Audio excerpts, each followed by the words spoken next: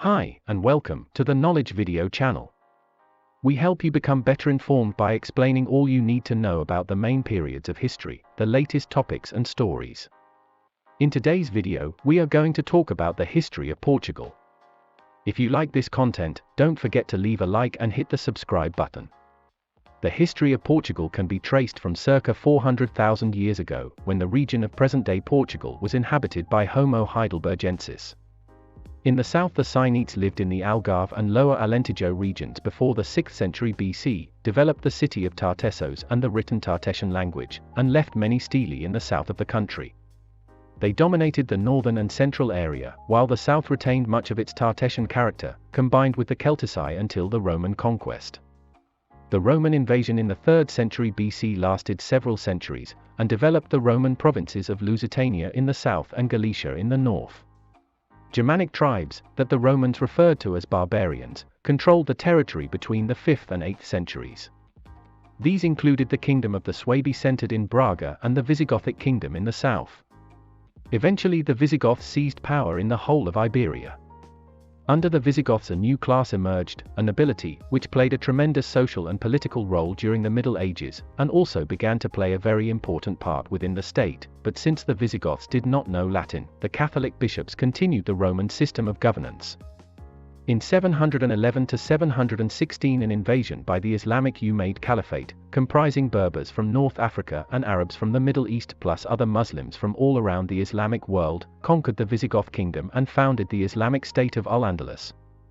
The Umayyads reigned supreme and advanced through Iberia and France until the Battle of Tours, 732, and endured in the south until the final reconquista of the Algarve, Garb al-Andalus, in 1294. Lisbon and the rest of what would become Portugal was reconquered by the early 12th century. At the end of the 9th century, a county based in the area of Portus Cale was established under King Alfonso III of Asturias, and by the 10th century, the counts were known as the Magnus Dux Portucalensium, Grand Duke of the Portuguese. Portucali, Portugal, Portugalii, the Kingdom of Asturias was later divided so that northern Portugal became part of the Kingdom of Leon.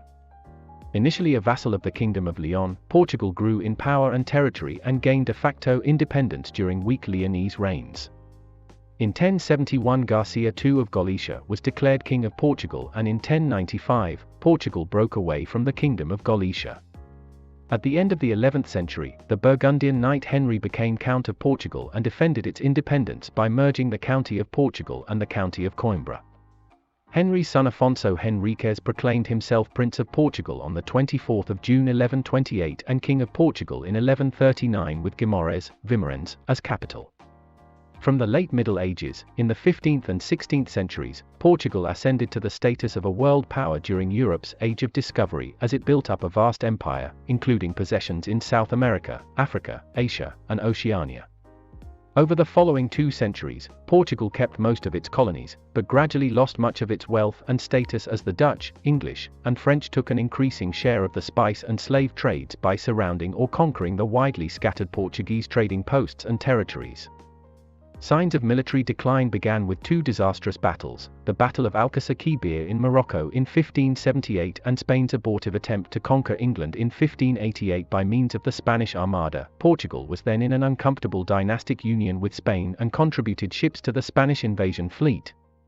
From the middle of the 19th century to the late 1950s, nearly 2. Portugal is a founding member of the North Atlantic Treaty Organization, NATO, the Organization for Economic Cooperation and Development, OECD, and the European Free Trade Association, EFTA. The region of present-day Portugal has been inhabited by humans since circa 400,000 years ago, when Homo heidelbergensis entered the area.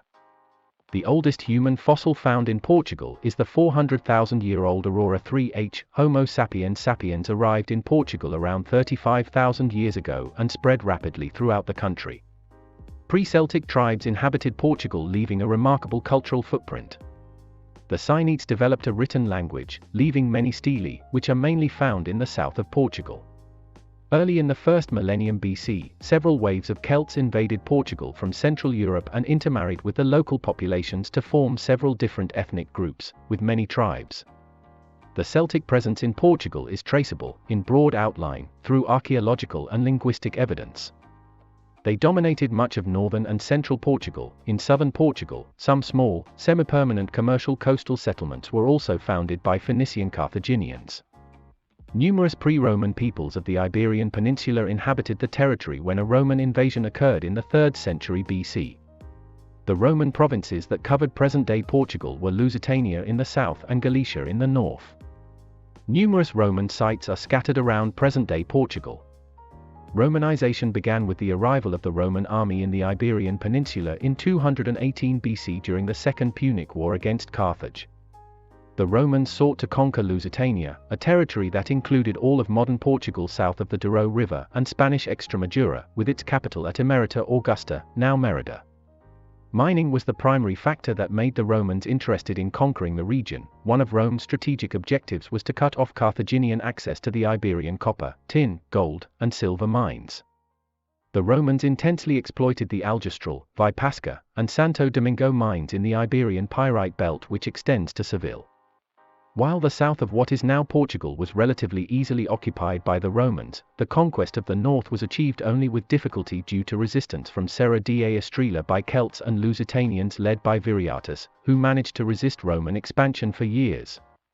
Viriatus, a shepherd from Serra da Estrela who was expert in guerrilla tactics, waged relentless war against the Romans, defeating several successive Roman generals, until he was assassinated in 140 BC by traitors bought by the Romans. The conquest of the Iberian Peninsula was complete 2 centuries after the Roman arrival, when they defeated the remaining Cantabria, Asturias and Galicia in the Cantabrian Wars in the time of Emperor Augustus, 19 BC. In 212 AD, the Constitutio Antoniniana gave Roman citizenship to all free subjects of the empire and, at the end of the century, the Emperor Diocletian founded the province of Galicia, which included modern-day northern Portugal, with its capital at Bracara Augusta, now Braga. As well as mining, the Romans also developed agriculture, on some of the best agricultural land in the empire. In what is now Alentejo, vines and cereals were cultivated, and fishing was intensively pursued in the coastal belt of the Algarve, Póvoa de Varzim, Matosinhos, Troia and the coast of Lisbon, for the manufacture of garum that was exported by Roman trade routes to the entire empire. Roman rule brought geographical mobility to the inhabitants of Portugal and increased their interaction with the rest of the world as well as internally. The Romans founded numerous cities, such as Olisipo, Lisbon, Bracara Augusta, Braga, Eminium, Coimbra, and Pax Julia, Beja, and left important cultural legacies in what is now Portugal. In 409, with the decline of the Roman Empire, the Iberian Peninsula was occupied by Germanic tribes that the Romans referred to as barbarians. An important group was made up of the Suebi and Vandals in Galicia, who founded a Suebi kingdom with its capital in Braga. They came to dominate Eminium, Coimbra, as well, and there were Visigoths to the south.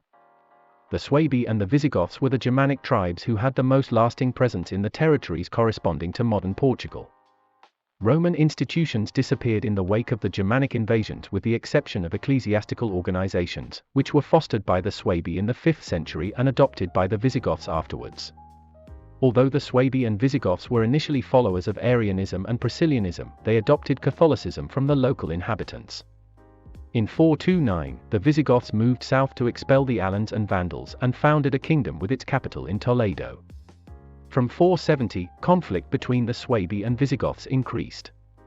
With the Visigoths settled in the newly formed kingdom, a new class emerged that had been unknown in Roman times, a nobility, which played a tremendous social and political role during the Middle Ages. It was also under the Visigoths that the church began to play a very important part within the state. Since the Visigoths did not learn Latin from the local people, they had to rely on Catholic bishops to continue the Roman system of governance. During the caliphate of the Umayyad Caliph Al-Walidi, the Berber commander Tariq ibn Ziyad led a small force that landed at Gibraltar on the 30th of April 711, ostensibly to intervene in a Visigothic civil war. After a decisive victory over King Roderick at the Battle of Guadalete on the 19th of July 711, Tariq ibn Ziyad, joined by the Arab governor Musa ibn Nusayr of Afriqiya, brought most of the Visigothic kingdom under Muslim occupation in a 7-year campaign. This is in part because the ruling Visigoth population is estimated at a mere 1 to 2% of the total population. The invading Moors wanted to conquer and convert all of Europe to Islam, so they crossed the Pyrenees to use Visigothic Septimania as a base of operations. Muslims called their conquests in Iberia Al-Andalus, and in what was to become Portugal, they mainly consisted of the old Roman province of Lusitania, the central and southern regions of the country, while Galicia, the northern regions, remained unsubbed. The invading medieval Muslim Moors, who conquered and destroyed the Christian Visigothic kingdom in the Iberian Peninsula, were mainly Berbers from North Africa, but they were joined by Arabs from the Middle East. By 718 most of today's Portuguese territory was under Umayyad rule. The Umayyads eventually stopped in Poitiers, but Muslim rule in Iberia would last until 1492 with the fall of the Kingdom of Granada. For the next several centuries, much of the Iberian Peninsula remained under Umayyad rule. Much of the populace was allowed to remain Christian, and many of the lesser feudal rulers worked out deals where they would submit to Umayyad rule in order to remain in power.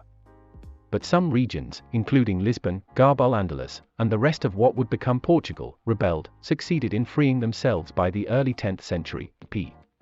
Currently, historians and archaeologists generally agree that northern Portugal between the Minho and the Douro rivers kept a significant share of its population, a social and political Christian area that until the late 9th century had no acting state powers.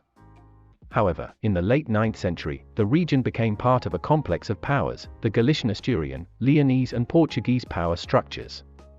At the end of the 9th century, a small minor county based in the area of Portas Cale was established by Vimara Perez on the orders of King Alfonso III of Leon, Galicia and Asturias.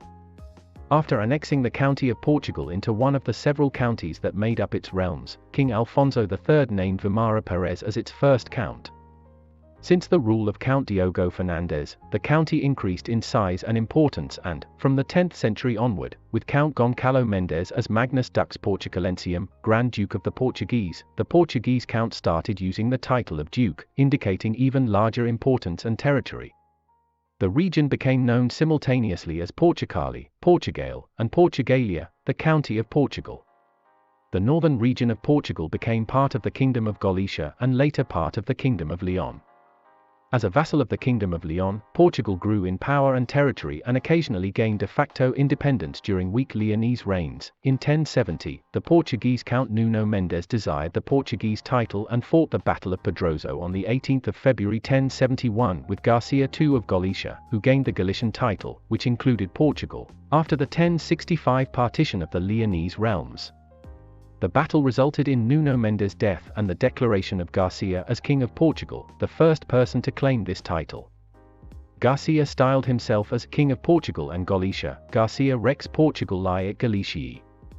Garcia's brothers, Sancho II of Castile and Alfonso VI of Leon, united and annexed Garcia's kingdom in 1071 as well. Alfonso took Castile for himself and Garcia recovered his kingdom of Portugal and Galicia. When the emperor died, the crown was left to his daughter Urraca, while his illegitimate daughter Teresa inherited the county of Portugal. In 1095, Portugal broke away from the Kingdom of Galicia. At the end of the 11th century, the Burgundian knight Henry became Count of Portugal and defended its independence by merging the county of Portugal and the county of Coimbra. Henry's son Afonso Henriques took control of the county upon his death. Lords of the cities of Coimbra and Porto fought with Braga's clergy and demanded the independence of the reconstituted county. Portugal traces its national origin to the 24th of June 1128, the date of the Battle of São Maimed. Afonso proclaimed himself Prince of Portugal after this battle, and in 1139, he assumed the title King of Portugal. In 1143, the Kingdom of Leon recognized him as King of Portugal by the Treaty of Zamora. After the Battle of São Maimed, the first capital of Portugal was Guimarães, from which the first king ruled. Later, when Portugal was already officially independent, he ruled from Coimbra.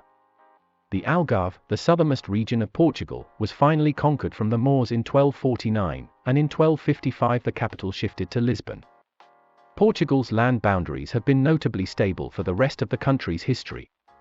The Treaty of Windsor, 1386, created an alliance between Portugal and England that remains in effect to this day. During the 15th and 16th centuries, Portugal became a leading European power that ranked with England, France and Spain in terms of economic, political and cultural influence. Though not dominant in European affairs, Portugal did have an extensive colonial trading empire throughout the world backed by a powerful thalassocracy. The beginnings of the Portuguese Empire can be traced to the 25th of July 1415, when the Portuguese Armada set sail for the rich Islamic trading center of Ceuta in North Africa. The Armada was accompanied by King John I, his sons Prince Duarte, a future king, Prince Pedro, and Prince Henry the Navigator, and the legendary Portuguese hero Nuno Álvares Pereira. On the 21st of August 1415, Ceuta was conquered by Portugal, and the long-lived Portuguese Empire was founded. This civil war prevented a recapture of Ceuta from the Portuguese, when the King of Granada Muhammad IX, the left-handed, laid siege to Ceuta and attempted to coordinate forces in Morocco and attract aid and assistance for the effort from Tunis. The Muslim attempt to retake Ceuta was ultimately unsuccessful, and Ceuta remained the first part of the new Portuguese Empire. Further steps were taken that would soon expand the Portuguese Empire much further. In 1418, two of Prince Henry the Navigator's captains, João Goncalves Zarco and Tristão Vaz Teixeira, were driven by a storm to an island that they called Porto Santo, Holy Port, in gratitude for their rescue from the shipwreck. Uninhabited Madeira was colonized by the Portuguese in 1420. Between 1427 and 1431, most of the Azores were discovered, and these uninhabited islands were colonized by the Portuguese in 1445. Portuguese expeditions may have attempted to colonize the Canary Islands as early as 1336, but the Crown of Castile objected to any Portuguese claim to them. Castile expelled the last Portuguese from the Canary Islands in 1459, and they would eventually become part of the Spanish Empire. The trip marked the beginning of the Portuguese exploration of Africa. Some setbacks occurred. In 1436 the Canaries were officially recognized as Castilian by the Pope. Earlier they had been recognized as Portuguese. In 1438, the Portuguese were defeated in a military expedition to Tangier. These setbacks did not deter the Portuguese from pursuing their exploratory efforts. Some time later, the caravels explored the Gulf of Guinea, which led to the discovery of several uninhabited islands, Cape Verde, São Tomé, Príncipe and Annobon. He had been the leading patron of maritime exploration by Portugal, and immediately following his death, exploration lapsed. Henry's patronage had shown that profits could be made from the trade that followed the discovery of new lands. In the 1470s, Portuguese trading ships reached the Gold Coast. In 1471, the Portuguese captured Tangier, after years of attempts. Christopher Columbus set sail aboard the fleet of ships taking materials and building crews to Elmina in December 1481. In 1483, Diogo Cao reached and explored the Congo River. In 1484, Portugal officially rejected Columbus' idea of reaching India from the west, because it was seen as unfeasible. Some historians have claimed that the Portuguese had already performed fairly accurate calculations concerning the size of the world, and therefore knew that sailing west to reach the Indies would require a far longer journey than navigating to the east. The treaty divided the, largely undiscovered, New World equally between the Portuguese and the Castilians, along a north-south meridian line 370 leagues, 1,770 kilometers per 1,100 miles, west of the Cape Verde Islands, with all lands to the east belonging to Portugal and all lands to the west to Castile. With the expedition beyond the Cape of Good Hope by Bartholomew Diaz in 1487, the richness of India was now accessible. Indeed, the Cape takes its name from the promise of rich trade with the East. At the same time, Pero da Covilhã reached Ethiopia by land. Vasco da Gama sailed for India and arrived at Calicut on the 20th of May 1498, returning in glory to Portugal the next year. At the end of the 15th century, Portugal expelled some local Sephardic Jews, along with those refugees who had come from Castile and Aragon after 1492. Many Jews remained secretly Jewish, in danger of persecution by the Portuguese Inquisition. In the spring of 1500, Pedro Álvares Cabral set sail from Cape Verde with 13 ships and crews and nobles such as Nicolau Coelho. From Cape Verde, they sailed southwest across the Atlantic. This was the coast of what would later become the Portuguese colony of Brazil. The real goal of the expedition, however, was to open sea trade to the empires of the East. Trade with the East had effectively been cut off since the conquest of Constantinople in 1453. Cabral reached Sofala on the east coast of Africa in July 1500. In 1505, a Portuguese fort was established here, and the land around the fort would later become the Portuguese colony of Mozambique. Cabral's fleet then sailed east and landed in Calicut in India in September 1500. Here they traded for pepper and, more significantly, opened European sea trade with the empires of the East. No longer would the Muslim Ottoman occupation of Constantinople form a barrier between Europe and the East. 10 years later, in 1510, Afonso de Albuquerque, after attempting and failing to capture and occupy Zamorin's Calicut militarily, conquered Goa on the west coast of India. In 1505, Francisco de Almeida was engaged to improve Portuguese trade with the Far East. Accordingly, he sailed to East Africa. By the 16th century, the 2 million people who lived in the original Portuguese lands ruled a vast empire with many millions of inhabitants in the Americas, Africa, the Middle East and Asia. Mauritius was discovered in 1507, Socotra occupied in 1506, and in the same year, Lorenzo de Almeida visited Ceylon. In the Red Sea, Mar Sorwa was the most northerly point frequented by the Portuguese until 1541, when a fleet under Estevão da Gama penetrated as far as Suez. In 1521, a force under Antonio Correa conquered Bahrain and ushered in a period of almost 80 years of Portuguese rule of the Persian Gulf archipelago, p. East of Malacca, Albuquerque sent Duarte Fernandez as envoy to Siam, now Thailand, in 1511 and dispatched to the Moluccas 2 expeditions, 1512-1514, which founded the Portuguese dominion in maritime Southeast Asia. On the 4th of August 1578, while fighting in Morocco, young King Sebastian died in the Battle of Alcácer without an heir. The late king's elderly great-uncle, Cardinal Henry, then became king. Portugal was worried about the maintenance of its independence and sought help to find a new king. One of the claimants to the throne, Antonio, Prior of Crato, a bastard son of Infante Louis, Duke of Beja, and only grandson through the male line of King Manuel I of Portugal, lacked support from the clergy and most of the nobility, but was acclaimed as king in Santarém and in some other towns in June 1580. Philip II of Spain, through his mother Isabella of Portugal, also a grandson of Manuel I, claimed the Portuguese throne and did not recognize Antonio as King of Portugal. The king appointed Fernando Álvares de Toledo, 3rd Duke of Alba, as captain general of his army. The Duke was 73 years old and ill at the time, but Fernando mustered his forces, estimated at 20,000 men, in Badajoz, and in June 1580 crossed the Spanish-Portuguese border and moved towards Lisbon. The Duke of Alba met little resistance and in July set up his forces at Cascais, west of Lisbon. West of the small brook Alcantara, the Spanish encountered a Portuguese force on the eastern side of it, commanded by Antonio, Prior of Crato, a grandson of King Manuel I of Portugal who had proclaimed himself king, and his lieutenant Francisco de Portugal, 3rd Count of Vimioso.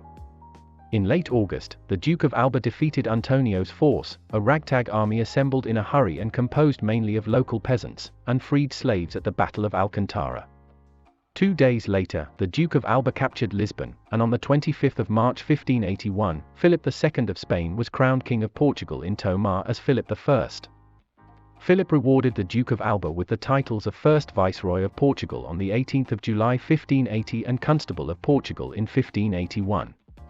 With these titles, the Duke of Alba represented the Spanish monarch in Portugal and was second in hierarchy only after King Philip in Portugal. The Portuguese and Spanish empires came under a single rule, but resistance to Spanish rule in Portugal did not come to an end. Sebastianism, the myth that the young king will return to Portugal on a foggy day, has prevailed until modern times. After the 16th century, Portugal gradually saw its wealth and influence decrease. Portugal was officially an autonomous state, but in actuality, the country was in a personal union with the Spanish crown from 1580 to 1640. The Council of Portugal remained independent inasmuch as it was one of the key administrative units of the Castilian monarchy, legally on equal terms with the Council of the Indies. The joining of the two crowns deprived Portugal of a separate foreign policy, and the enemies of Spain became the enemies of Portugal. England had been an ally of Portugal since the Treaty of Windsor in 1386, but war between Spain and England led to a deterioration of the relations with Portugal's oldest ally and the loss of Hormuz in 1622. The Dutch intrusion into Brazil was long-lasting and troublesome to Portugal. The Dutch captured the entire coast except that of Bahia and much of the interior of the contemporary northeastern Brazilian states of Bahia, Sergipe, Alagoas, Pernambuco, Paraíba, Rio Grande do Norte and Serra, while Dutch privateers sacked Portuguese ships in both the Atlantic and Indian Oceans. The other smaller, less developed areas were recovered in stages and relieved of Dutch piracy in the next 2 decades by local resistance and Portuguese expeditions. After the dissolution of the Iberian Union in 1640, Portugal would re-establish its authority over some lost territories of the Portuguese Empire. At home, life was calm and serene under the first 2 Spanish kings, Philip II and Philip III. They maintained Portugal's status, gave excellent positions to Portuguese nobles in the Spanish courts, and Portugal maintained an independent law, currency and government. Later, Philip IV tried to make Portugal a Spanish province, and Portuguese nobles lost power. Because of this, as well as the general strain on the finances of the Spanish throne as a result of the 30 Years' War, the Duke of Braganza, one of the great native noblemen and a descendant of King Manuel I, was proclaimed King of Portugal as John IV on the 1st of December 1640, and a war of independence against Spain was launched. From 1709, John V prohibited emigration, since Portugal had lost a sizable proportion of its population. In 1738, Sebastião de Melo, the talented son of a Lisbon squire, began a diplomatic career as the Portuguese ambassador in London and later in Vienna. The Queen Regent of Portugal, Maria Anna of Austria, was fond of de Melo. King John V of Portugal, however, was not pleased and recalled Melo to Portugal in 1749. John V died the following year, and his son Joseph I of Portugal was crowned. In contrast to his father, Joseph I was fond of de Melo, and with the Maria Anna's approval, he appointed Melo as Minister of Foreign Affairs. As the king's confidence in de Melo increased, he entrusted him with more control of the state. By 1755, Sebastião de Melo was made Prime Minister. Impressed by British economic success he had witnessed while ambassador, he successfully implemented similar economic policies in Portugal. He abolished slavery in Portugal and in the Portuguese colonies in India, and ended discrimination against different Christian sects in Portugal. But Sebastião de Melo's greatest reforms were economic and financial, with the creation of several companies and guilds to regulate every commercial activity. Disaster fell upon Portugal in the morning of the 1st of November 1755, when Lisbon was struck by a violent earthquake with an estimated Richter scale magnitude of 9. The city was razed to the ground by the earthquake and the subsequent tsunami and fires. De Melo survived by a stroke of luck and immediately embarked on rebuilding the city, with his famous quote, "What now?" The new Lisbon downtown was designed to resist subsequent earthquakes. The buildings and big squares of the Pombalene downtown of Lisbon still remain as one of Lisbon's tourist attractions. They represent the world's first earthquake-resistant structures. Sebastião de Melo also made an important contribution to the study of seismology by designing an inquiry that was sent to every parish in the country. Following the earthquake, Joseph I gave his prime minister even more power, and Sebastião de Melo became a powerful, progressive dictator. Sebastião de Melo showed no mercy and prosecuted every person involved, even women and children. Based upon his swift resolve, Joseph I made his loyal minister Count of Oeiras in 1759. Made Marquis of Pombal in 1770, he effectively ruled Portugal until Joseph I's death in 1779. However, historians also argue that Pombal's enlightenment and economic progress, while far-reaching, was primarily a mechanism for enhancing autocracy at the expense of individual liberty and an apparatus for crushing opposition, suppressing criticism, furthering colonial exploitation, intensifying book censorship and consolidating personal control and profit. The new ruler, Queen Maria I of Portugal, disliked the Marquis, Tavora affair, and forbade him from coming within 20 miles of her, thus curtailing his influence. In 1707, as part of the War of the Spanish Succession, a joint Portuguese, Dutch, and British army, led by the Marquis of Minas, Antonio Luis de Sousa, conquered Madrid and acclaimed the Archduke Charles of Austria as King Charles III of Spain. Along the route to Madrid, the army led by the Marquis of Minas was successful in conquering Ciudad Rodrigo and Salamanca. In 1762, France and Spain tried to urge Portugal to join the Bourbon family compact by claiming that Great Britain had become too powerful due to its successes in the 7 Years' War. In spring 1762, Spanish and French troops invaded Portugal from the north as far as the Douro, while a second column sponsored the siege of Almeida, captured the city, and threatened to advance on Lisbon. The arrival of a force of British troops helped the Portuguese army commanded by the Count of Lip by blocking the Franco-Spanish advance and driving them back across the border following the Battle of Valencia de Alcantara. At the Treaty of Paris in 1763, Spain agreed to hand Almeida back to Portugal. British intervention in the Peninsular War helped in maintaining Portuguese independence. The war cost Portugal the town of Olivença, now governed by Spain. Lisbon regained its status as the capital of Portugal when Brazil declared its independence from Portugal in 1822. His eldest son, Pedro I of Brazil, briefly became Pedro IV of Portugal, but neither the Portuguese nor the Brazilians wanted a unified monarchy. This led to the Liberal Wars, in which Pedro eventually forced Miguel to abdicate and go into exile in 1834 and place his daughter on throne as Queen Maria II. The 1890 British ultimatum was delivered to Portugal on the 11th of January of that year, an attempt to force the retreat of Portuguese military forces in the land between the Portuguese colonies of Mozambique and Angola, most of present-day Zimbabwe and Zambia. The area had been claimed by Portugal, which included it in its pink map, but this clashed with British aspirations to create a railroad link between Cairo and Cape Town, thereby linking its colonies from the north of Africa to the far south. The 1890 British ultimatum was considered by Portuguese historians and politicians at that time to be the most outrageous and infamous action of the British against her oldest ally. After 1815, the Portuguese expanded their trading ports along the African coast, moving inland to take control of Angola and Mozambique. The slave trade was abolished in 1836, in part because many foreign slave ships were flying the Portuguese flag. In Portuguese India, trade flourished in the colony of Goa, with its subsidiary colonies of Macau, near Hong Kong on the China coast, and Timor, north of Australia. The Portuguese successfully introduced Catholicism and the Portuguese language into their colonies, while most settlers continued to head to Brazil. This historian posited the Jacobin and urban nature of the revolution carried out by the Portuguese Republican Party, PRP, and claimed that the PRP had turned the Republican regime into a de facto dictatorship. This vision clashes with an older interpretation of the First Republic as a progressive and increasingly democratic regime that presented a clear contrast to Antonio de Oliveira Salazar's ensuing dictatorship. Historian Stanley Payne points out, the majority of Republicans took the position that Catholicism was the number one enemy of individualistic middle-class radicalism and must be completely broken as a source of influence in Portugal.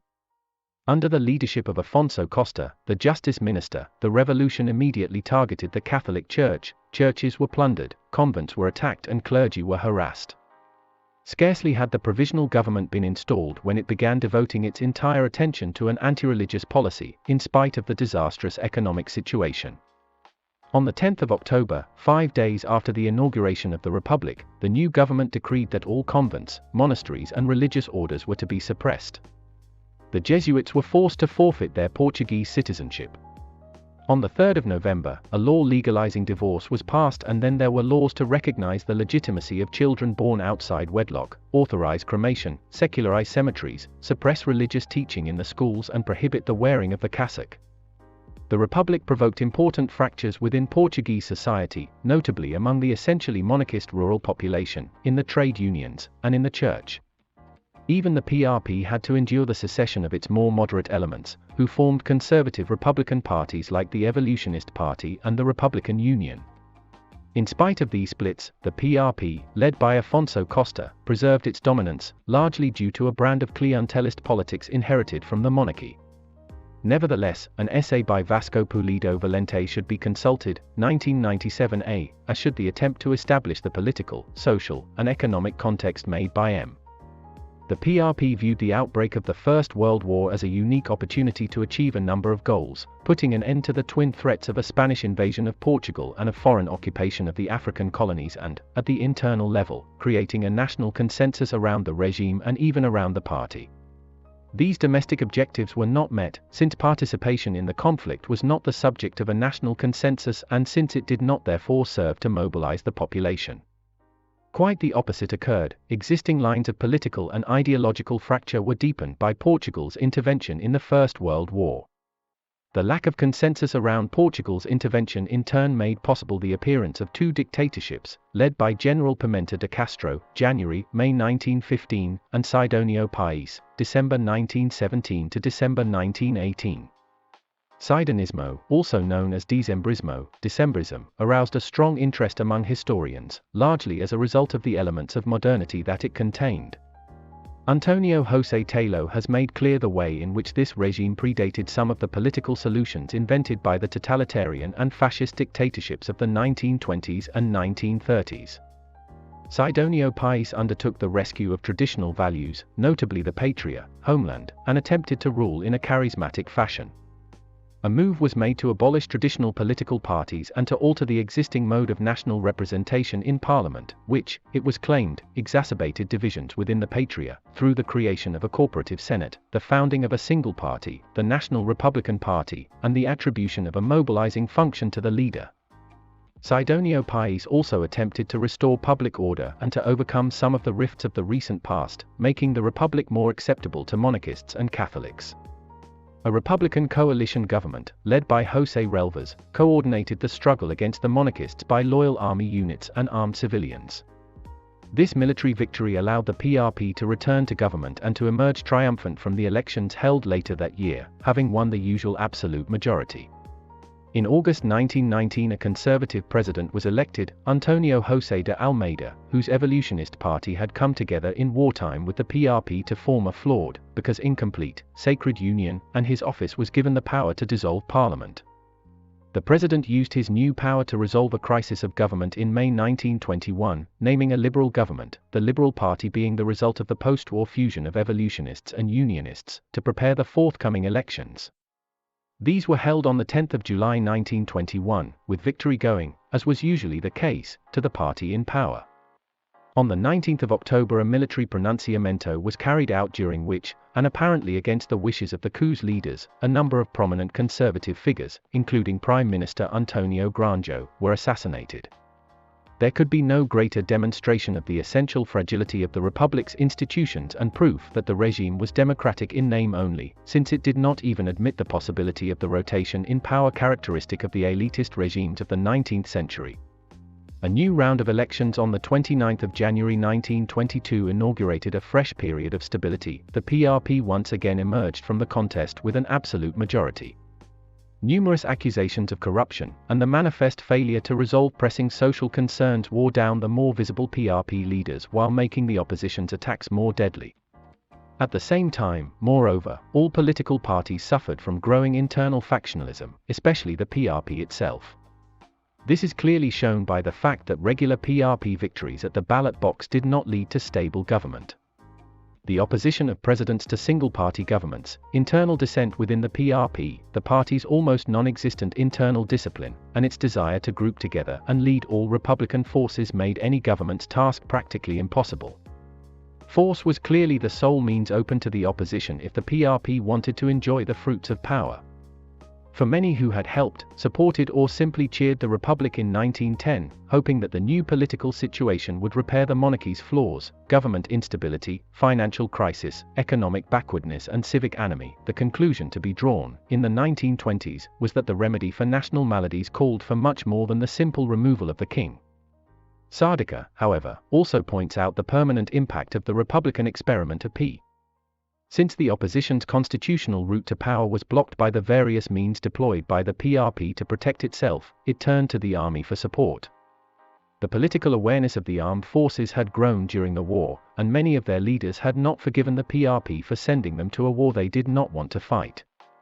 Links were established between conservative figures and military officers, who added their own political and corporative demands to the already complex equation.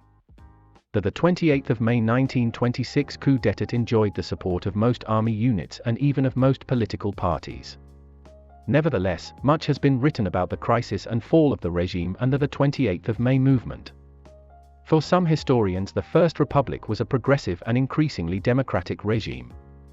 Political chaos, several strikes, harsh relations with the church, and considerable economic problems aggravated by a disastrous military intervention in the First World War led to the 28th of May 1926 coup d'état. This coup installed the Second Republic, which started as the Ditadura Nacional, national dictatorship, and became the Estado Novo, new state, in 1933, led by economist Antonio de Oliveira Salazar. He transformed Portugal into a sort of fascist regime that evolved into a single-party corporative regime. Portugal, although neutral, informally aided the nationalists in the Spanish Civil War, 1936–39. Salazar's policy after the war was to provide a certain level of liberalization in politics, in terms of organized opposition with more freedom of the press. Opposition parties were tolerated to an extent, but they were also controlled, limited, and manipulated, with the result that they split into factions and never formed a united opposition. Portugal was officially neutral in World War II, but in practice Salazar collaborated with the British and sold them rubber and tungsten. However, as tungsten was a major product of Portugal, it was also sold to Germany until June 1944, when the threat of a German attack on Portugal was minimal. Salazar worked to regain control of East Timor after the Japanese had seized it. In 1961, the Portuguese army was involved in armed action in its colony in Goa against an Indian invasion, see Operation VJ. The operations resulted in a Portuguese defeat and the loss of the colonies in India. Independence movements also became active in Portuguese Angola, Portuguese Mozambique and Portuguese Guinea. The Portuguese colonial war started. However, the colonial wars in Africa continued, political prisoners remained incarcerated, freedom of association was not restored, censorship was only slightly eased and the elections remained tightly controlled. The regime retained its characteristic traits, censorship, corporateness, with a market economy dominated by a handful of economical groups, continuous surveillance and intimidation of several sectors of society through the use of a political police and techniques instilling fear, such as arbitrary imprisonment, systematic political persecution and even assassination of anti-regime insurgents. The Carnation Revolution of April 25, 1974, an effectively bloodless left-wing military coup, installed the Third Republic. Third Portuguese Republic. In 1975, Portugal granted independence to its overseas provinces, Províncias Ultramarinas in Portuguese, in Africa, Portuguese Mozambique, Portuguese Angola, Portuguese Guinea, Portuguese Cape Verde and Portuguese São Tomé and Príncipe. Nearly 1 million Portuguese or persons of Portuguese descent left these former colonies as refugees. In 1975, Indonesia invaded and annexed the Portuguese province of Portuguese Timor, Timor-Leste, in Asia before independence could be granted. The massive exodus of the Portuguese military and citizens from Angola and Mozambique would prompt an era of chaos and severe destruction in those territories after independence from Portugal in 1975. From May 1974 to the end of the 1970s, over 1 million Portuguese citizens from Portugal's African territories, mostly from Portuguese Angola and Mozambique, left those territories as destitute refugees, the retornados. Portugal applied international pressure to secure East Timor's independence from Indonesia, as East Timor was still legally a Portuguese dependency, and recognized as such by the United Nations. After a referendum in 1999, East Timor voted for independence, which Portugal recognized in 2002.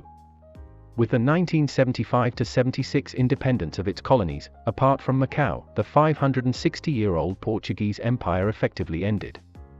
Many Portuguese returned from the colonies, the retornados, and came to comprise a sizable proportion of the population, approximately 580,000 of Portugal's 9. In 1986, Portugal entered the European Economic Community and left the European Free Trade Association, which had been founded by Portugal and its partners in 1960.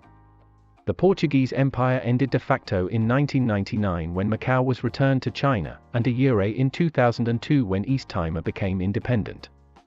Economic development was one of the major objectives of the Carnation Revolution, and it was widely perceived that the new democracy would have the same unfortunate fate of the previous democratic regimes in Portugal, constitutional monarchy and First Republic, if, like them, it failed to provide economic development and decent standards of living to its citizens. Relative to Western Europe, Portugal remained stagnant, and thus poor and underdeveloped, for most of the Estado Novo regime, particularly in the first 30 years, but the modernization of the economy and development of the country still started in the last years of the regime, with a period of strong growth from 1961 to 1973. Overall, the Third Republic gave continuity to the growth started in the 1960s and was marked by a major socio-economic development, particularly until the early 2000s. However, as of 2019, Portugal still has not converged with the most advanced economies of Central and Northern Europe, as the economy has been stagnant since the early 2000s. In order to understand the economic lag of Portugal, it is worthwhile to note that, overall, the Portuguese economy declined in the centuries following the end of the Age of Discoveries, and neither the constitutional monarchy, 1834 to 1910, nor the First Republic, 1910 to 26, were able to put the country in the path to industrialization and development. While Western world enjoyed strong economic growth, Portugal remained behind. As such, by 1960 the Portuguese GDP per capita was only 38% of the EC12 average, and Portugal was one of the most backward countries in Europe. However, things started to change in the late Estado Novo. Starting in the early 1960s, Portugal entered in a period of robust economic growth and structural modernization, owing to a liberalization of the economy and the rise of a new elite, which was developmental, technocratic and politically liberal. As an expression of such economic opening, in 1960 Portugal was one of the EFTA founding member states. Such remarkable growth period allowed the Portuguese GDP per capita to reach 56% of the EC12 average by 1973. In the early 1970s, the government of Marcelo Caetano paved some foundations for a welfare state, which actually was only built after the April 25, 1974 revolution, with reforms in health, Goncalves Ferreira reform, and education, Veiga Simu reform. However, the political turmoil following the April 25, 1974 coup, mainly from March to November 1975, definitively led to the end of such economic growth period. Portugal lost suddenly and chaotically its African possessions, and from May 1974 to the end of the 1970s, over 1 million Portuguese citizens from Portugal's African territories, mostly from Portuguese Angola and Mozambique, left those territories and arrived at metropolitan Portugal as destitute refugees, the retornados.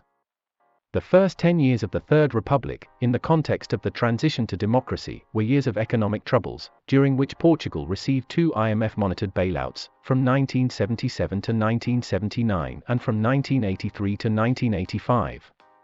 However, despite an overall crisis from 1973 to 1985, there were some years of very high economic growth, and reforms were enacted that allowed to improve standards of living and level of development, such as the construction of a true social security scheme, universal health coverage and the continuation of the process of increasing access to education.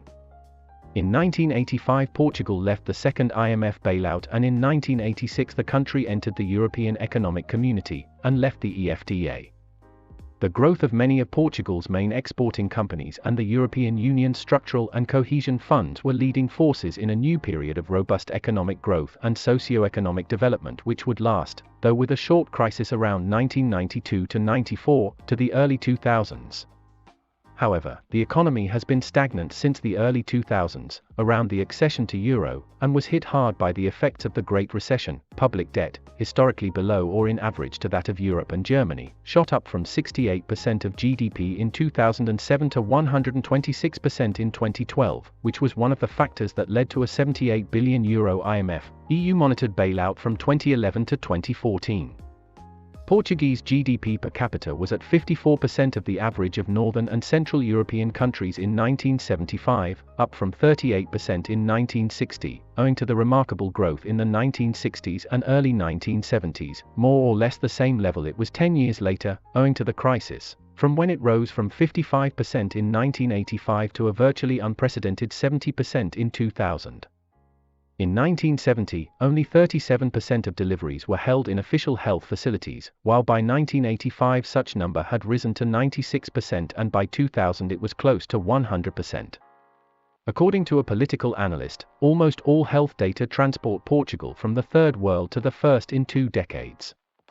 In 1970, only 3.8% of teenagers were enrolled in high school. Such number rose to 28% in 1990, 59% in 2000 and 71% in 2010. The illiteracy rate was 26% in 1970. By comparison, in Spain it was 9% and declined to 11% in 1990 and 5% in 2010.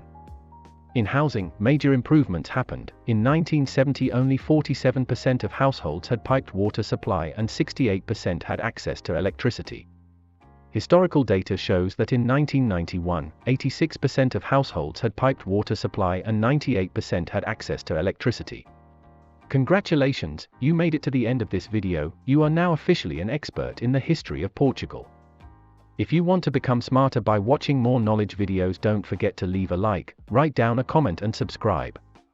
Thanks for watching.